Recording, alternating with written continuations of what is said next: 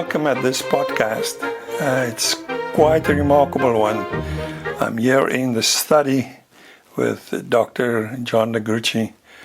And this afternoon's topic is about John Gruchy and his work on Dietrich Bonhoeffer.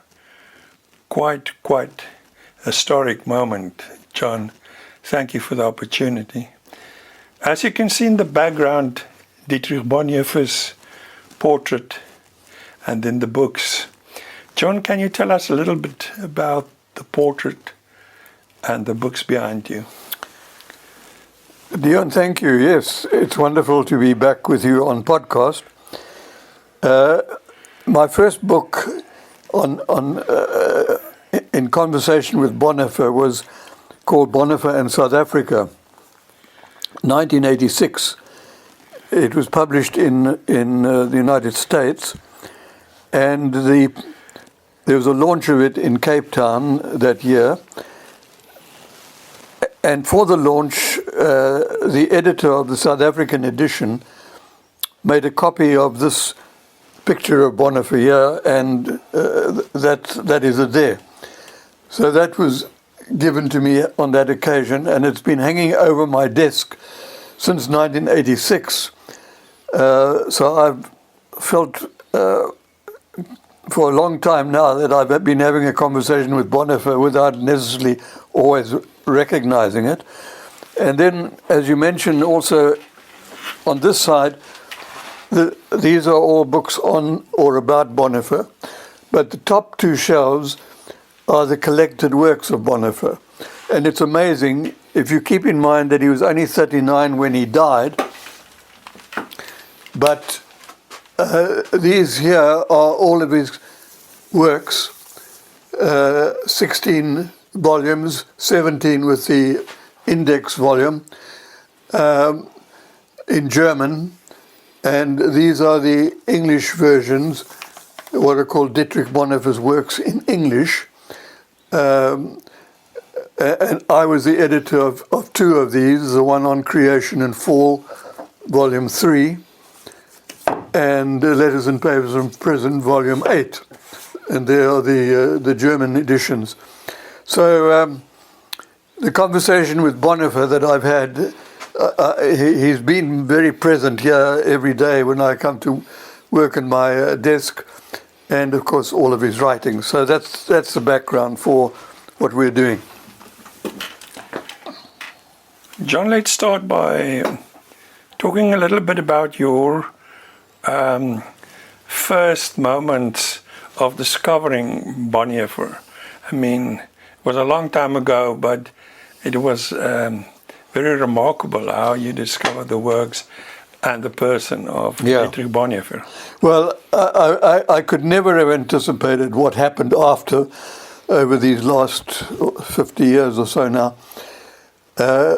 I was a student at Rhodes University here in South Africa, theological student, and one of my colleagues, one of my fellow students said he wanted to start a study group. This was about 1957, 8, somewhere around there. And we were going to study a little book called The Cost of Discipleship by some German theologian called Bonhoeffer. And I remember going into his room at the university, and we began to read this book by this Bonhoeffer guy who I'd never heard of before. That's when I first heard the name. But the story of the conversation with Bonhoeffer took place a little later. I was a student, graduate student in Chicago in 1963 and 64. And when I went there, it was to study for my... I wanted to do a doctorate on Christianity and Indian philosophy, strangely enough. When I got there, my advisor said that wasn't something that he thought I should do for a variety of reasons, and that I should begin to think about some other area of study. And the year before I got to Chicago, Eberhard Bethke, who was Bonhoeffer's great friend and biographer, had been to Chicago and had given a series of lectures at the Chicago Theological Seminary, where I was based. So I picked these lectures up and I read them, and I was mesmerized by Bethke's lectures on Bonhoeffer, and particularly by one paragraph in those lectures which said that Bethke wondered what Bonhoeffer would say about the church situation in South Africa in the light of the church situation in Germany in his day. So I thought, that's wonderful. There's already a topic to research. What would Bonhoeffer say about the church struggle against apartheid? And that eventually provided the question that led to me writing my doctoral dissertation, which is another story. But what excited me already then was that Bethke, who I then got to know quite well, and in fact wrote his biography, Bethke himself had been in a long conversation with Bonhoeffer, and a lot of that conversation was by letter when Bonhoeffer was in prison. And so the Letters and Papers from Prison, which is volume 8 in Bonhoeffer's works, a lot of it is a conversation between Bonhoeffer in prison and letters that were smuggled out of prison for Bethke and smuggled in reply letters to Bonhoeffer. And that eventually led me to an understanding of how to do theology with Bonhoeffer. Because I wasn't really wanting to do a systematic study of Bonhoeffer. There were other people, especially German scholars, who could do that much better than I could. But I did want to ask Bonhoeffer lots of questions. And I did want to get into a conversation with him around those issues which were facing us in South Africa. And so the conversation began. Much later on, I discovered that Bonhoeffer had written quite a bit about doing theology in conversation. And one of my more recent books was Bonhoeffer's Questions. And the subtitle is A Life-Changing Conversation. And that's what it's all about. Again and again in writing to Bethke from prison, Bonhoeffer says something like, you know, we learn more about theology by getting into a conversation with each other and other people than maybe we do from just reading about it. So I think for me that has been true. I make no claims to be original in terms of writing the definitive work on Bonhoeffer's theology. But I think I've been able to get into a conversation since 1986, right through to the present time. And my last book, which is in press at the moment and will come out later this year, which is called Going Against the Stream, or just Against the Stream, has a subtitle, The Beginning and the End of a Conversation. And it traces a little bit about the beginning of my conversation with Bonhoeffer, but now it leads up to the end of the conversation, because I'm now in my 87th year and I don't expect to have much more of a conversation going forward, though it would be very nice to do that. So the way in which I have been doing theology, and not only in terms of Bonhoeffer, studying Bonhoeffer, but in many other areas on theology and art or theology and politics. I wrote a book on Christianity and democracy some time back. You'll invariably find references to Bonhoeffer because again and again I have found some resources in Bonhoeffer's writings to help me on subjects that I've been interested in, but not specifically Bonhoeffer subjects. But then there have been other books that have been specifically a conversation with Bonhoeffer, and these have been books that have been based on lectures that I've given, essays that I've written, that have led me into researching parts of Bonhoeffer's writings specifically for that book. So the start of the conversation was Bonhoeffer in South Africa, and that is a series of essays in there on what it meant to be engaged with Bonhoeffer as we struggled against apartheid in South Africa. And the chapters in this book were all lectures that I gave on that subject at various conferences in various parts of the world, one of which was given at the International Conference in Geneva in 1976, if I remember rightly.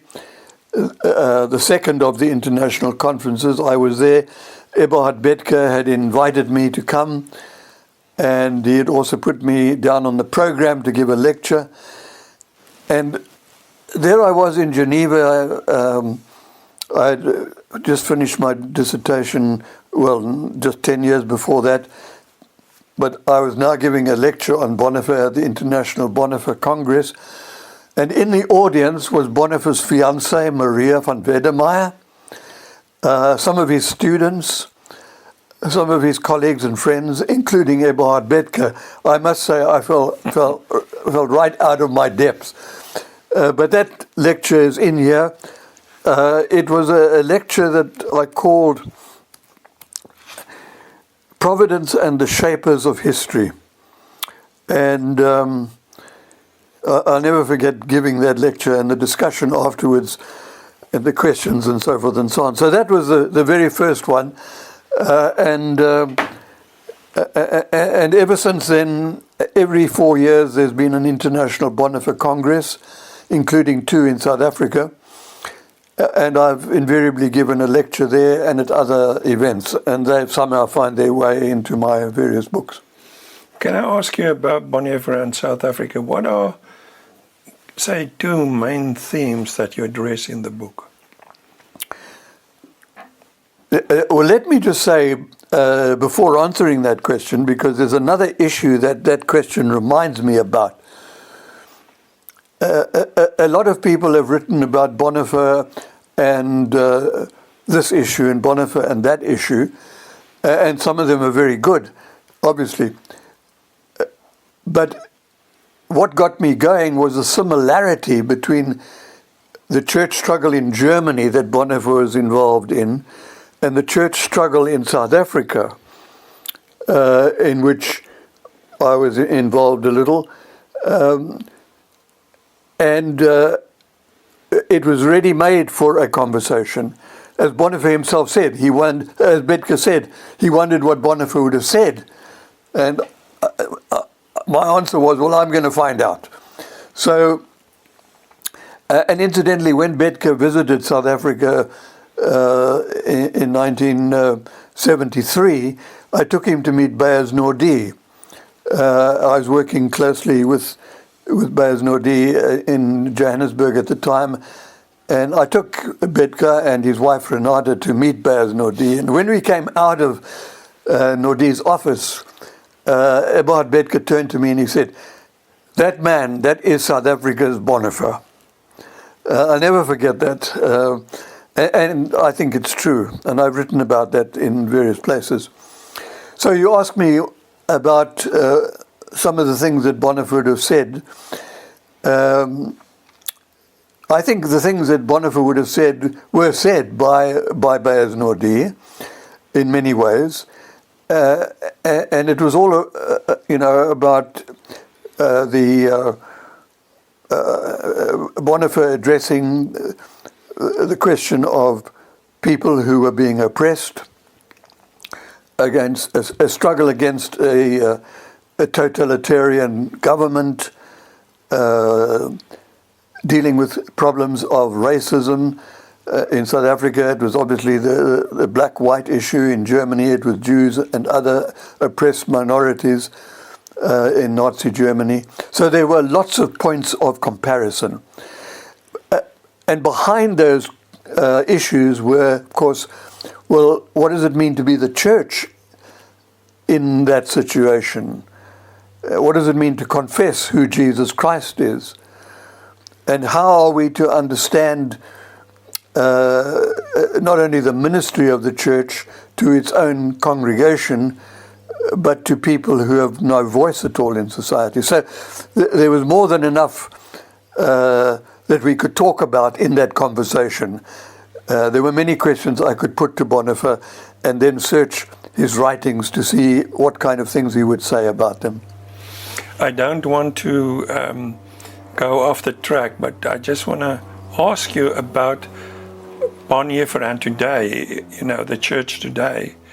I sense that, for instance, in his travels to America, Bonhoeffer wasn't so much attracted to capitalism and the society. He stayed more in the poor South. Yeah. And when you look at how the church today operates, isn't it the same as what we have? Or the question is, will Bonhoeffer respond the same? Well, what do you think? I think you put your finger on a very important point here, and this is part of the reason why I think Bonhoeffer's insights, his theology, and also his life still speak to us, because the major issues haven't gone away. And two things I could say that directly relate to what you have said.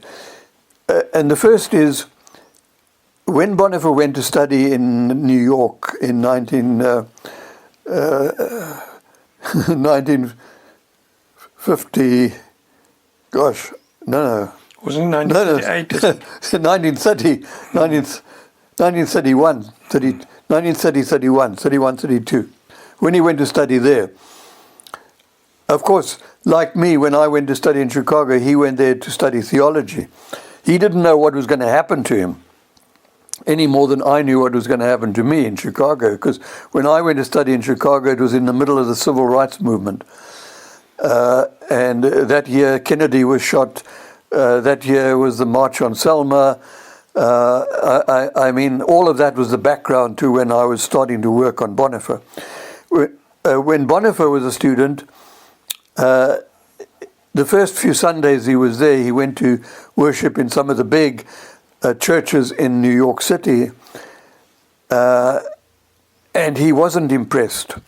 They were large, they were all white, they were all affluent, very professional choirs and so forth. And then a fellow student, Frank Fisher, an African-American student, invited him to go and worship in Harlem, the black neighborhood not far from the seminary where he was studying, Union Theological Seminary in New York.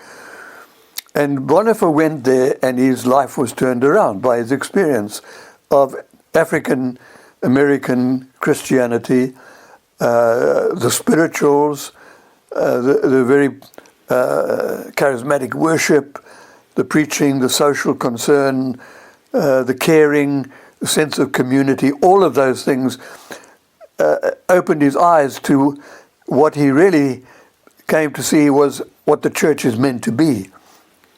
That was a critical moment in Bonhoeffer's journey, and he says that it was in New York that he really became a Christian, and that was one of the reasons.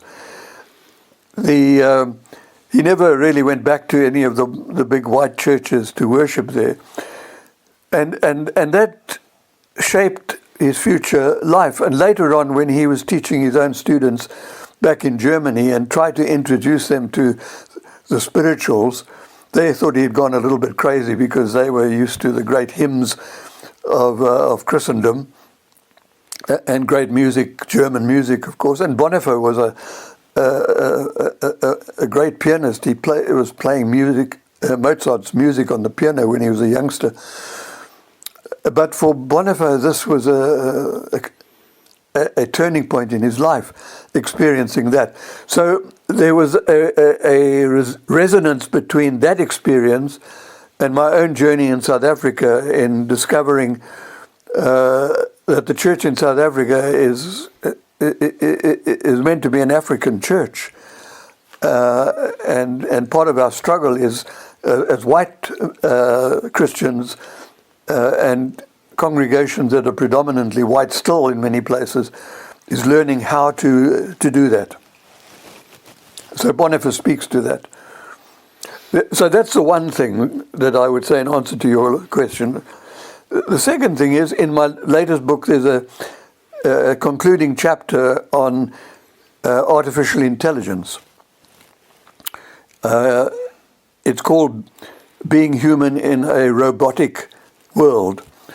And once again, I have found resources in Bonhoeffer, in his writings on science and technology, not least in his letters from prison and in his ethics, that speak directly to where we are now, even though, of course, in his day, he had no knowledge of artificial intelligence.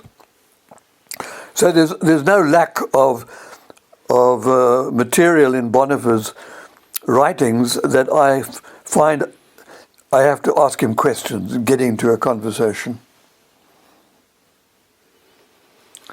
John, if we move to another book, what's the next one that you can discuss and give us a few insights about? Well, let me... the ones that are specifically on Bonhoeffer, as I say, Bonhoeffer appears in many of my books. But one of the books that I spent quite a lot of time on after my retirement and came to live here at Falmouth was editing Bonhoeffer's letters and papers from prison. This is volume 8 in the Dietrich Bonhoeffer works in English.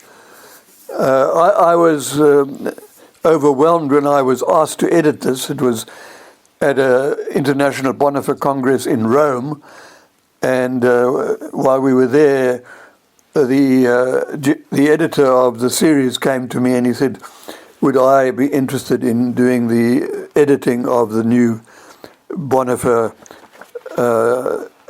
translation of his letters and papers from prison.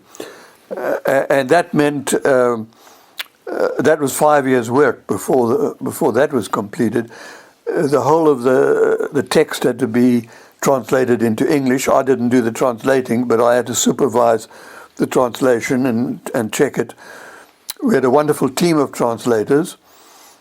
I wrote the introduction and I wrote or edited the footnotes. A lot of the footnotes had been, of course, done in the German, but I had to write the footnotes for English readers. And living with this for 5 years, you know, people often wonder, how come I so often refer to the letters and papers from prison in my writings? Well, for 5 years I had a conversation with this book that's come out, and this is not the whole of it, because this is what's called the Reader's Edition. The main volume is much bigger than that. It's this one.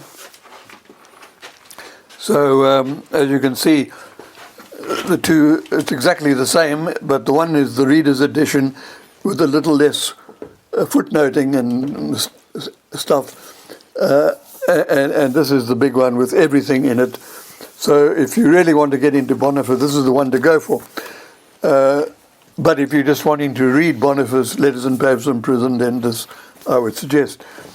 So when you're editing a book like that and looking at all the translations as they come in from the different translators, you really get into the text in a way that you don't normally do, and you're living with it every day. I think and it was there that I read quite a number of things that he said about conversation with Bedke, and this is a good way to do theology. So that was a seminal experience, working on that project. And that's part of the reason why I so often refer to the letters and papers. So, John, working on that project, I mean, you sort of getting very close to the person of Bonhoeffer. And I didn't read enough of his work, but I sensed that he was very human, very, shall I say, warm, very caring person. What is your take on him? I mean, you have never met him, No. but you've met him through his work and what Eberhard Bethge told you. Yeah, that's a good question. If you look at the cover of the 8 volumes, there's a photograph of of Bonhoeffer on each of them. And there are 8 different photographs. Oh, yeah. And each of them is very different. And each of them actually portrays Bonhoeffer in a different way. So I think there are many sides to Bonhoeffer's character. And they're captured in the photographs at the different stages of his life. What was he like? Well, of course, my understanding of what he was like is not just from reading what he wrote, or even reading the biographies of him, which Bethge, of course, himself wrote a very large 1,000-page biography. And other people have written biographies of Bonhoeffer as well. Not all of them as good as the others. And sometimes the biographies have an agenda that I'm not terribly happy about, sort of fighting cultural wars, sometimes in America. But I think to really get inside who he was, reading the biographies and reading not just one, not just Bethge's take on Bonhoeffer, which is, I think, the standard classic one, but some of the others as well, you soon begin to get a sense of who he was.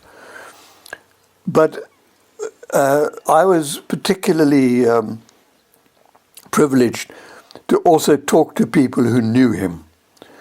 There were certain people that I got to know who had been his students.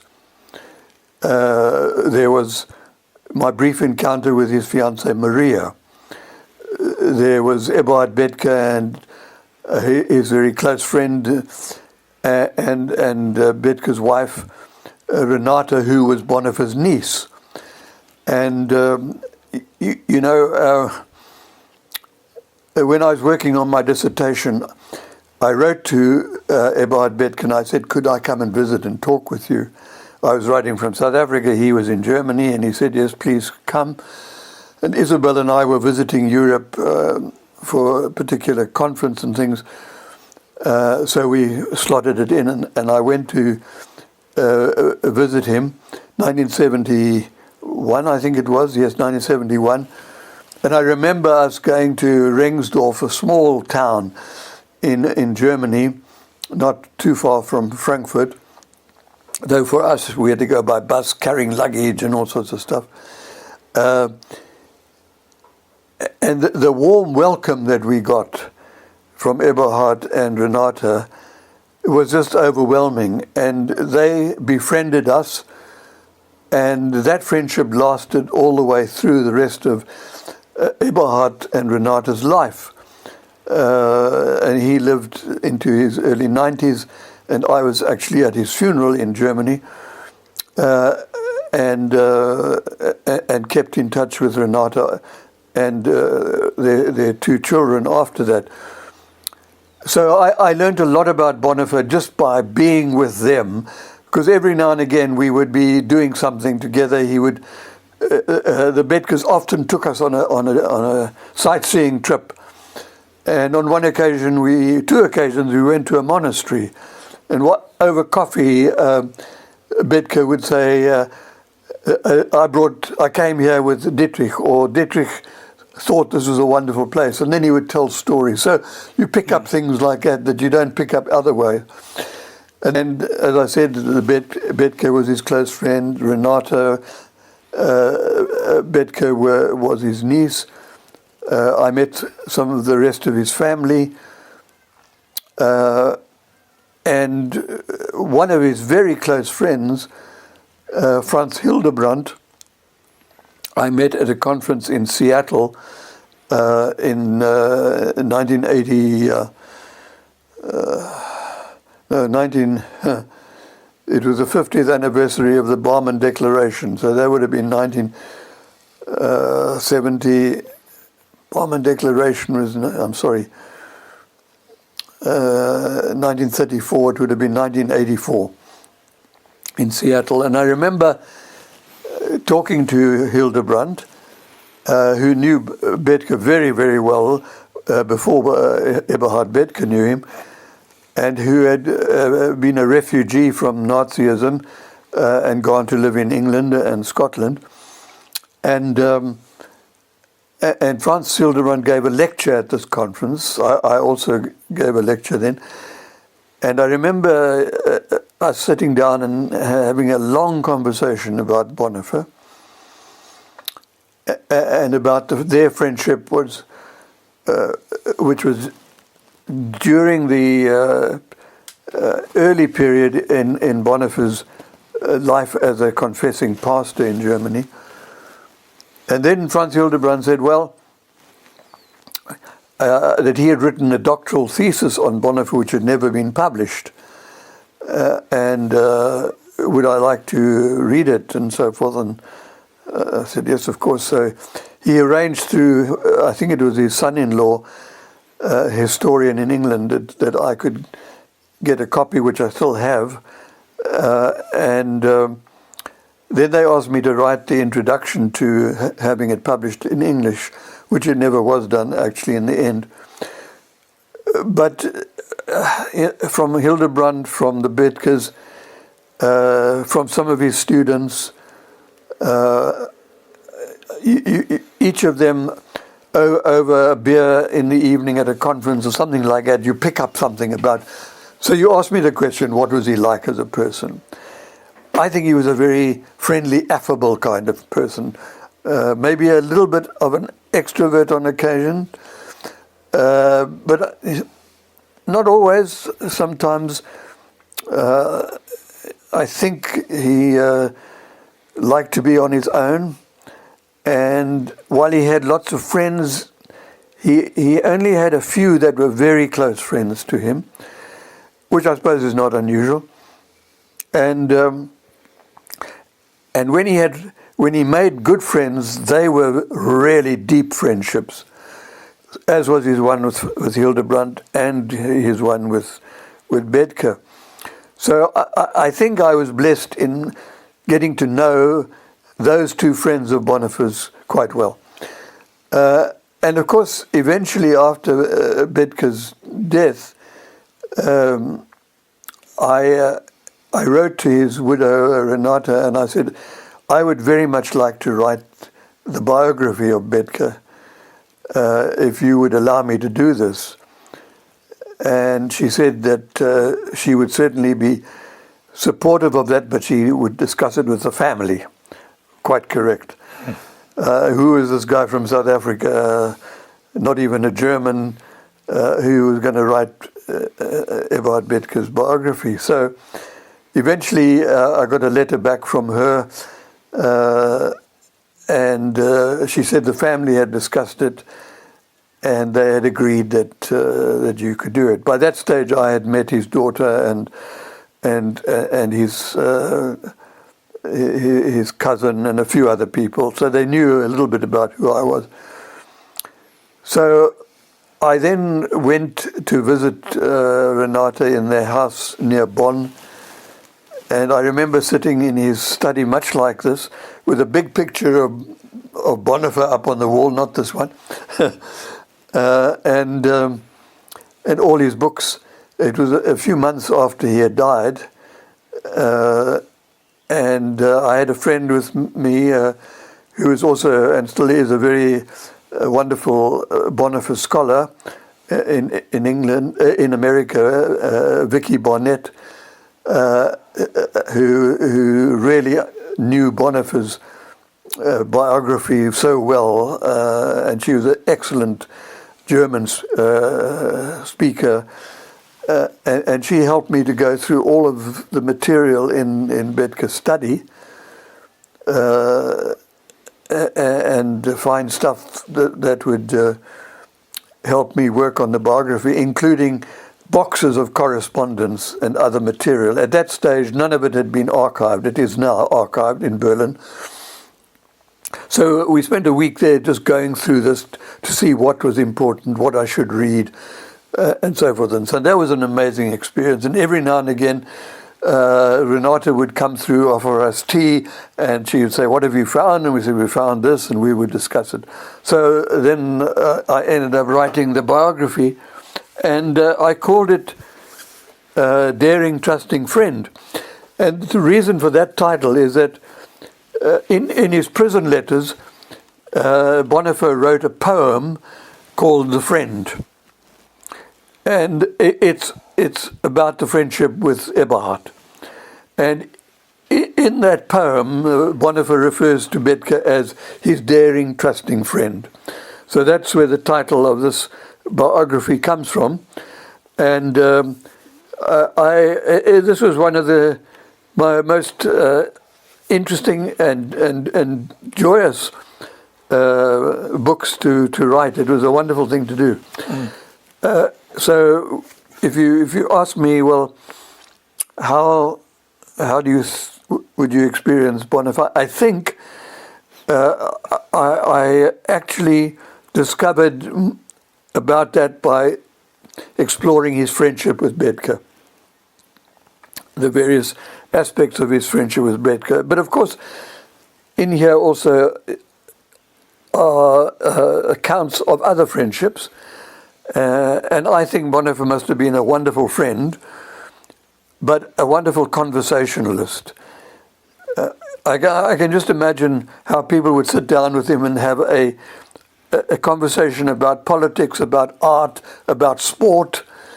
Bethke was a great soccer fan, and everything you could imagine, and not only theology.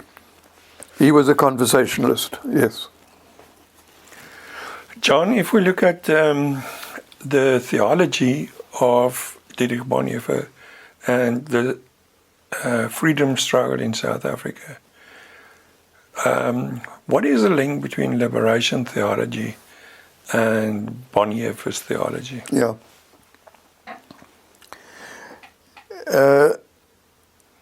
Of course, liberation theology, Bonhoeffer wouldn't have known about that in terms of Latin American Catholic liberation theology, which began to emerge in the 1970s through the work of people like Gustavo Gutierrez, who I also happened to meet and spend a week with on one occasion. But he would have had some sense of liberation theology through his experience of the African American church in Harlem and his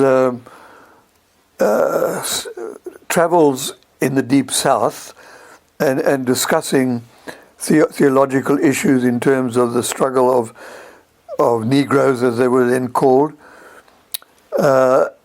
So that influenced his theology. And of course, black theology in America, which emerged in the 1960s, late 1960s, or perhaps in the 70s, mainly with James Cone and people like that. I think Bonhoeffer would have responded positively to that, because that spoke the language that he had learnt when he was a student in New York. Jim Cone, incidentally, came to South Africa. I was instrumental in bringing him here for a lecture tour in the middle of apartheid. I mean, how that was done, I've written about it, and I won't talk about it now. So Bonhoeffer didn't write liberation theology in the formal sense of Latin American liberation theology or black theology, but his theology certainly relates to it very positively, because especially in the struggle against Nazism and the struggle on behalf of Jews who were being persecuted, and he he knew about that from his brother-in-law, who was a lawyer in Germany during the Third Reich, and kept Bonhoeffer informed about what was happening in terms of what became the Holocaust. And there's a passage in Letters and Papers from Prison, in the prologue, a passage, a lecture, or rather a document which Bonhoeffer called After 10 Years, in which he says, I've learned to see things from below.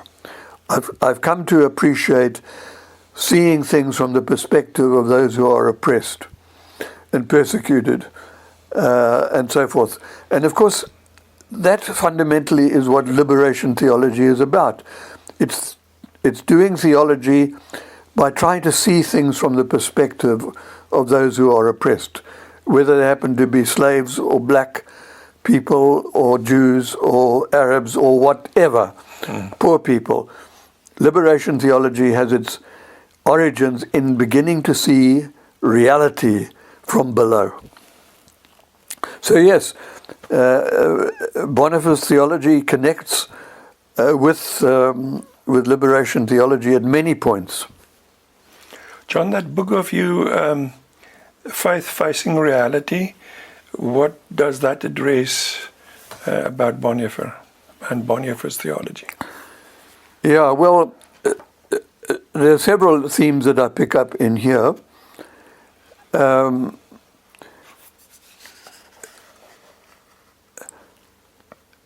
The first theme, first chapter is called Faith and the Nature of Reality, in which I try to unpack how Bonhoeffer understood Christian faith in relationship to the world in which we live, in other words, to reality.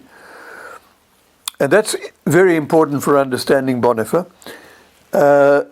He often said something like, what is important is not just to say who Jesus Christ was, or even who he is, in terms of he is truly God or truly human, or he is Savior or whatever. What we've got to ask is, who is Jesus Christ for us today? What does it mean to believe in him here and now in our context? So the first chapter is really about how do we do that? How do we connect faith with reality, with the world in which we live? Second chapter, I call it Conversion, because it tells the story of Bonhoeffer's conversion, and which I've already told you about in terms of going to the African American church in Harlem. And the subtitle of that chapter is The Persistence of Colonial Racism. And I'm now thinking of colonial racism in South Africa, not just during apartheid, but after apartheid. Because we still are, in many ways, struggling with colonialism, even though we've moved into a post-colonial period. So that chapter is on that subject, and it was also given as the memorial lecture for my son Steve some years back in Cape Town, in which I explored my own journey in terms of trying to deal with being white and a male and all of that in South Africa. The third chapter is on transcendence, and the subtitle is And the Will to Power.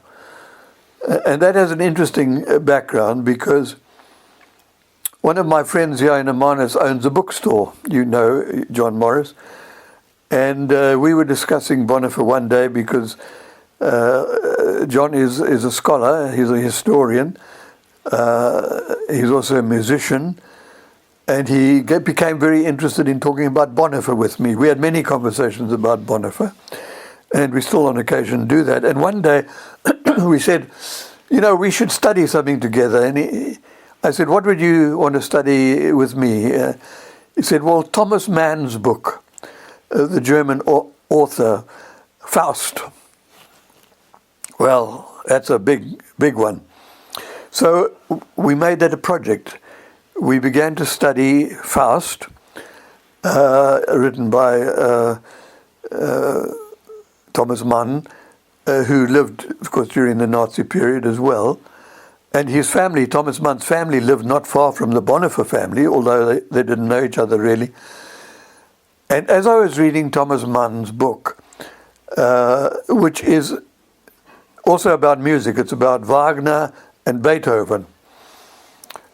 And John Morris would interpret this for me because he's a musician. He plays Beethoven and Wagner. And one of the themes that began to emerge in that was transcendence.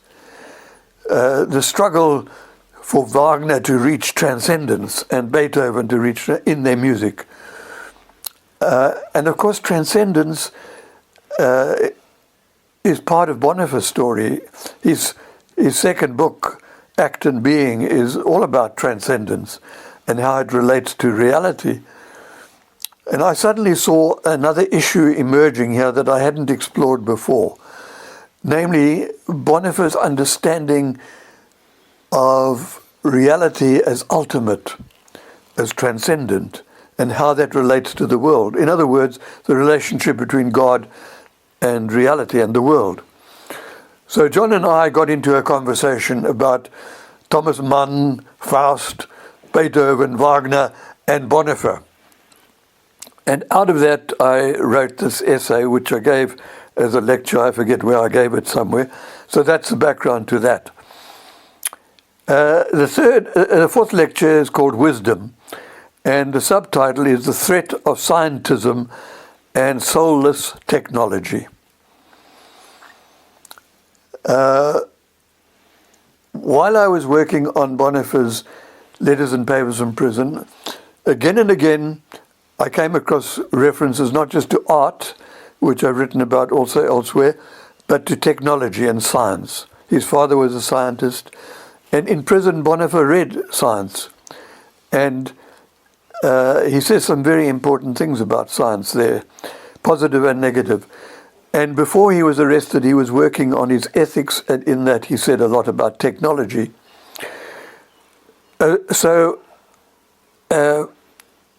I became interested in science and theology, and I can't remember now. I should have remembered what I wrote this for.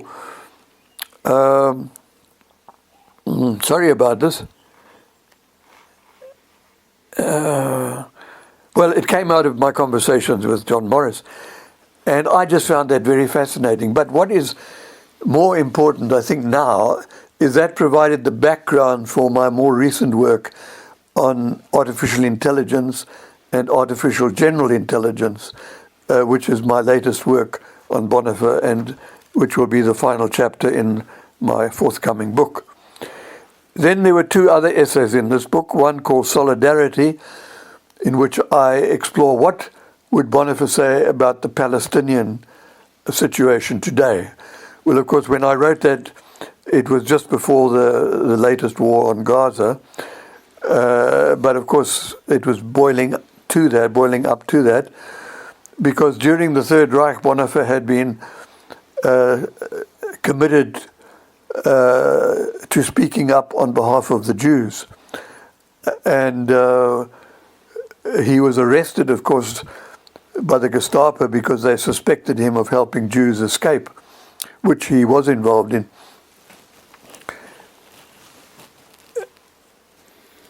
But how would Bonhoeffer relate to the current situation was the issue that I dealt with in that chapter.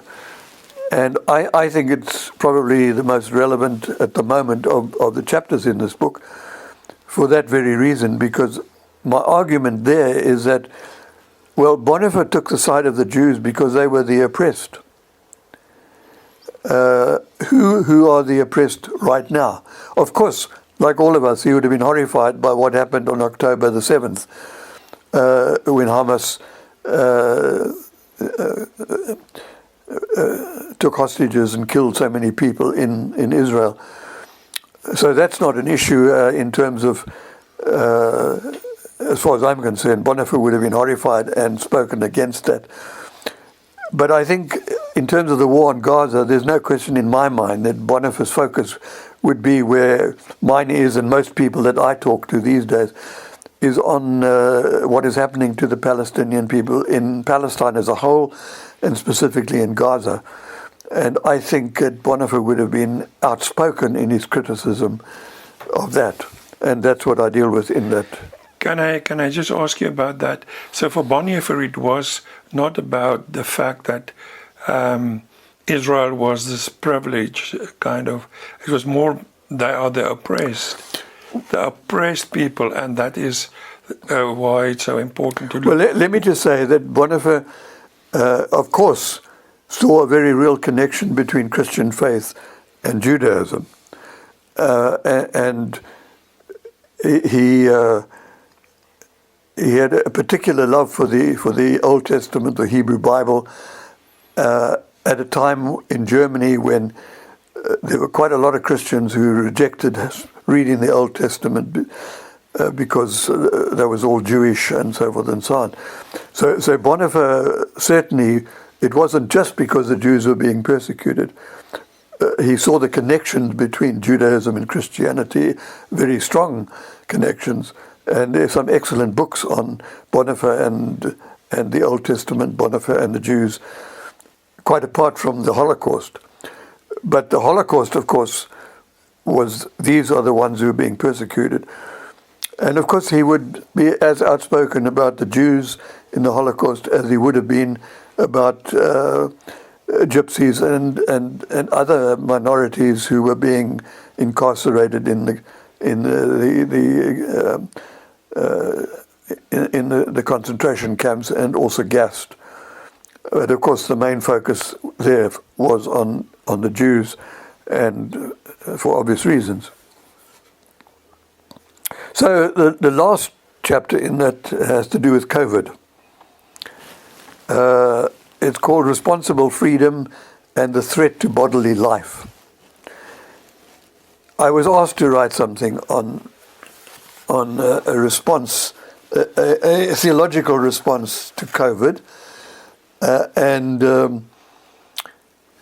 Bonhoeffer came to my rescue in terms of providing me with resources to look at that, because there are a couple of passages in his Ethics where he deals with the problem of euthanasia and the protection of bodily life. And the issue that I deal with in there is the issue of how do we decide who should live and who should die in a pandemic where not everybody can be kept alive because there's not enough vaccine or medicine or hospitalization for everybody.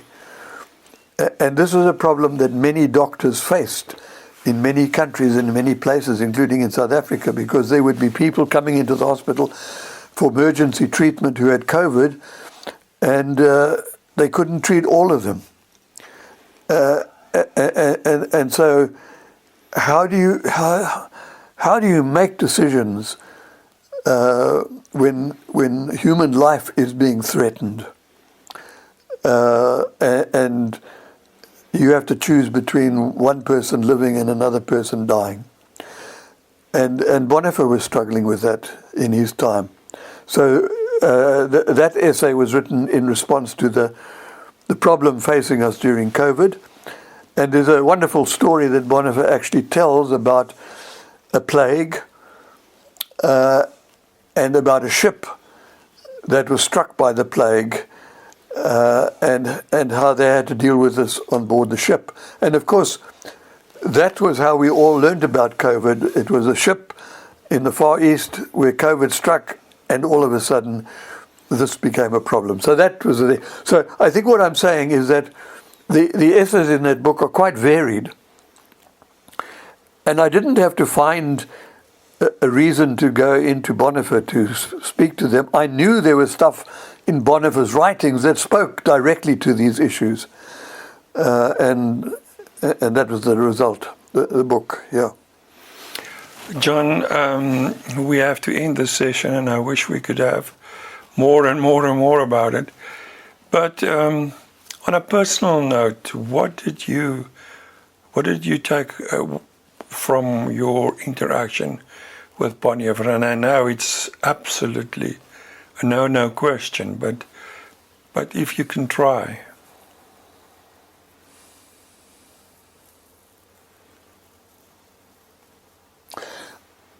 I know what I didn't take. I mean, he had amazing courage. I don't think that I've anyway got the courage that he had. And there's much else that I just can't even begin to think of myself in those terms.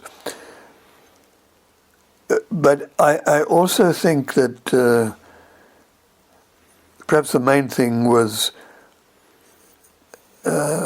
being human,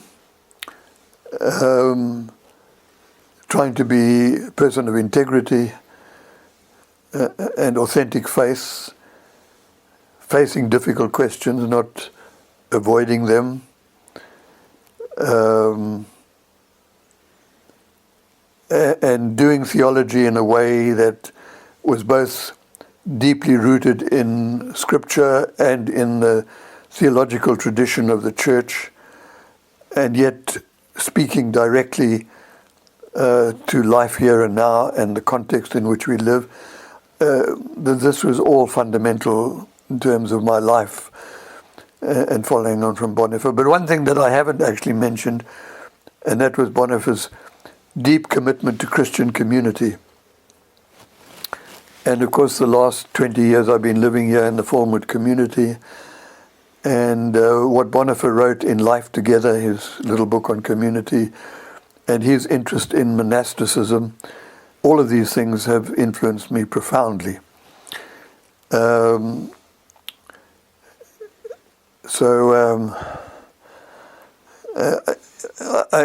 Certainly it's influenced me, but I wouldn't actually be able to put my finger on things specifically. But it's been one hell of a conversation. Whether he would recognize that conversation, whether he would say to me, if we ever had a conversation now, well, you misunderstood what I was saying. I'm sure on many things you say, hang on, that's not what I really meant. Be that as it may, I kept on asking, was this what Bonhoeffer really meant? But my other question was, well, what does it mean now? And I like to think that he would say, well, I think what you came up with by asking that question, what do I mean now in your situation? You probably got me right. But who knows? I might have a rude awakening one day and he says, you talked a lot of nonsense.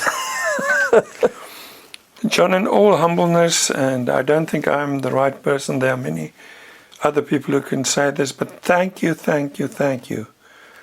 the courage that you had to struggle with Bonhoeffer for a South African context. I mean, theologically, and I mean, we can talk about that in our other session, how South African theologians reacted to Bonhoeffer. I don't think all of them reacted so positively. But you took him, and you took the courage to really go deep. Yeah. Thank you for that. I wasn't the only one, let me just say. There were some others. But you are right, there were others who, and I can tell stories about Bonhoeffer not being popular with some. Yeah. Thank you, John.